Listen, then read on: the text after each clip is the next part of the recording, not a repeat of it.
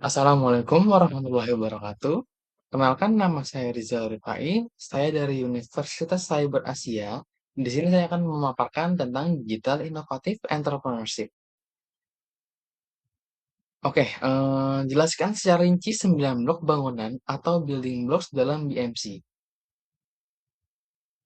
Yang pertama ada customer segment atau segmen pelanggan.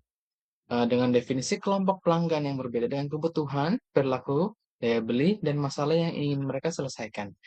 Bertujuan untuk menentukan fokus siapa yang paling penting untuk dilayani agar bisa berkelanjutan. Jenis-jenisnya yaitu mass market, niche market, segmented, dan multi-site platform. Pertanyaan kuncinya, siapa pelanggan paling penting, masalah apa yang mereka hadapi, dan apa perbedaan kebutuhan antara segmen A dan B. Yang kedua adalah value proposition atau proporsi nilai dengan definisi kombinasi produk atau jasa, manfaat, dan pengalaman yang menyelesaikan masalah. Bentuk-bentuk nilainya yaitu problem solving, price, convenience, customization atau personalization, dan brand status. Dan yang terakhir adalah risk reduction. Pertanyaan kuncinya ialah pain apa yang dihilangkan, gain apa yang diciptakan, dan kalau bisnis kita hilang besok, pelanggan benar-benar kehilangan sesuatu. Baik. Yang ketiga adalah channel atau saluran. Ini definisinya cara bisnis berkomunikasi dan memberikan proporsi nilai kepada segmen pelanggan. Jenis-jenisnya yaitu ada channel komunikasi, distribusi, dan penjualan. Tahapannya, yang pertama ialah awareness, kedua evaluation, yang ketiga purchase, yang keempat delivery, dan yang terakhir after sale. Pertanyaan kuncinya yaitu channel mana yang paling efektif dan efisien dan sejauh mana channel kita terintegrasi online dan offline. Yang keempat ialah customer relationship atau hubungan sama pelanggan. Ini menjelaskan bagaimana kita berinteraksi dengan pelanggan dan bagaimana menjaga mereka tetap loyal. Bentuk hubungannya yaitu personal assistant, self-service, automate service, communities, SEO creation. Bertujuan untuk mengakuisisi pelanggan baru, retensi pelanggan, upselling. Pertanyaan kuncinya ialah hubungan seperti apa yang pelanggan harapkan, dan seberapa banyak hal yang diotomatisasi tanpa membuat pelanggan merasa tidak dipedulikan. Yang kelima ialah revenue stream, dengan definisi sumber pemasukan yang diperoleh perusahaan dari pelanggan. Model umumnya ialah penjualan aset, usage fee, subscription, commission, advertising, lisensi, dan freemium. Pertanyaan kuncinya ia dari segmen mana uang terbesar datang, dan apakah model pendapatan kita sejalan dengan perilaku dan preferensi pelanggan.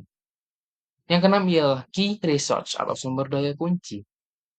Ini sumber daya utama yang diperlukan untuk menciptakan dan menyampaikan proporsi nilai. Jenis utamanya ialah fisikal, intelektual, human, dan finansial. Pertanyaan kuncinya, aset apa yang kalau hilang bisnis langsung lumpuh dan apakah lebih efektif dimiliki sendiri atau lewat partner? Yang ketujuh ialah key activities. Eee, Kegiatan ini terpenting yang dilakukan perusahaan untuk mengoperasikan model bisnisnya. Dengan contoh pengembangan produk dan teknologi, operasional, marketing, dan growth, manajemen ekosistem, dan yang terakhir analisis data dan peningkatan layanan. Pertanyaan kuncinya, aktivitas apa yang paling kritikal terhadap pengalaman pelanggan? Dan aktivitas mana yang bisa di-outsource, yang harus in-house? Yang kedelapan, key partnership atau kemitraan kunci. Ini adalah jaringan pemasok dan partner yang membantu model bisnis berfungsi.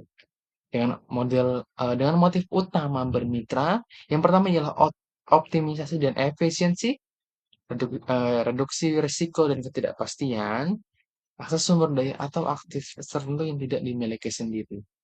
Pertanyaan kuncinya ialah pihak luar mana yang paling menentukan keberhasilan model bisnis dan risiko apa jika hubungan dengan partner ini putus.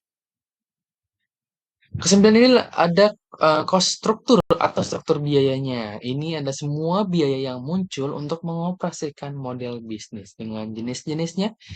Yang pertama, ada fixed cost. yang kedua ada variable cost, yang ketiga economy of scale, yang terakhir economy of scope.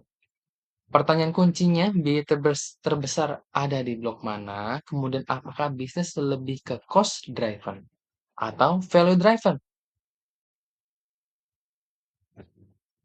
Oke, kita masuk analisis bisnis model.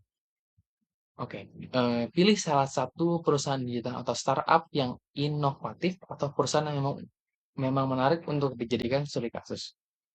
Saya akan pilih Gojek, karena kenapa? Karena sangat relevan dengan konteks Indonesia dan UMKM. Kemudian model bisnisnya platform multi-site, punya banyak layanan dan menarik untuk dianalisis dari sisi interaksi blok BMC yang kompleks dan saling menguat. Baik, lanjut ke membuat pemetaan BMC lengkap dari perusahaan studi kasus yang Anda pilih. Pemetaan BMC Gojek plus analisis interaksi antar blok. Kita akan membuat gambaran cepat saja ya. Yang pertama ada customer segment, yang kedua value proposition, yang ketiga channel, yang keempat customer relationship, yang kelima revenue stream, dia adalah komisi dari transaksi, biaya layanan, kemudian ada key research, platform teknologi, key activities dengan contoh pengembangan dan maintenance aplikasi, yang dilanjut dengan key partnership melalui bank dan payment gateway, dan yang terakhir ada cost struktur, gaji, teknologi, serta insentif pada komisi drivernya. Yang pertama ada customer segment, pengguna individu atau end user. Dia itu butuh transport cepat dan terjangkau, butuh pesan makanan dan barang dengan mudah, butuh sistem pembayaran praktis. Kemudian dilanjut dengan driver, mencari sumber penghasilan dengan fleksibilitas waktu. Dilanjut dengan merchant, dia butuh akses pasar digital, pesanan lebih banyak, dan sistem pengantaran. Kemudian dilanjut dengan partner bisnis dan korporasi, dia butuh channel promosi, pesanan lebih banyak, dan sistem dan integrasi sistem pembayaran. Nah, interaksi dengan blok lainnya yaitu segmen multi-set. Ini langsung mempengaruhi value proposition. Segmen juga menentukan revenue stream. Kemudian banyak segmen yang terhubung. Semakin kuat efek network effect, semakin banyak user menarik driver dan merchant. Kedua ada value proposition Gojek. Untuk pengguna sendiri atau konsumen, ini dapat memudahkan dan kecepatan pesan transportnya. Kemudian ada kenyamanan dan keamanan. Yang ketiga ada pricing menarik. Untuk driver sendiri, yaitu adalah akses penghasilan, fleksibilitas kerja. Yang ketiga, fasilitas pendukung. Untuk merchant sendiri, ada akses pasar digital, infrastruktur, dan promosi dan visibilitas. Kemudian untuk partner bisnis korporasi. Value proposition-nya ini ialah channel promosi dan distribusi, kemudian ada data dan insight. Dilanjut dengan interaksi dengan blok lainnya, proporsinya ini menghasilkan key research yang kuat. Dilanjut channel Gojek, saluran utamanya ialah aplikasi mobile, website, sosial media, kampanye offline, kemudian ada partner channelnya. Dengan interaksi dengan blok lain, channel digital ini aplikasi plus sosial media, mempermudah customer relationship berbasis self-service dan automated. Customer relationship Gojek, bentuk hubungannya itu self-service dan automated. Kemudian customer support, gamifikasi dan loyalty. Kemudian komunitas driver dan merchant. Dan ada feedback loop. Yang kelima, revenue stream Gojek. Atau sumber utama pendapatan secara umum, yaitu komisi dari transaksi transportasi, komisi dari transaksi GoFood, GoSend, dan atau layanan lainnya, ada biaya layanan tertentu, kemudian ada pendapatan promosi dan iklan, dan yang terakhir layanan ke partner dan enterprise.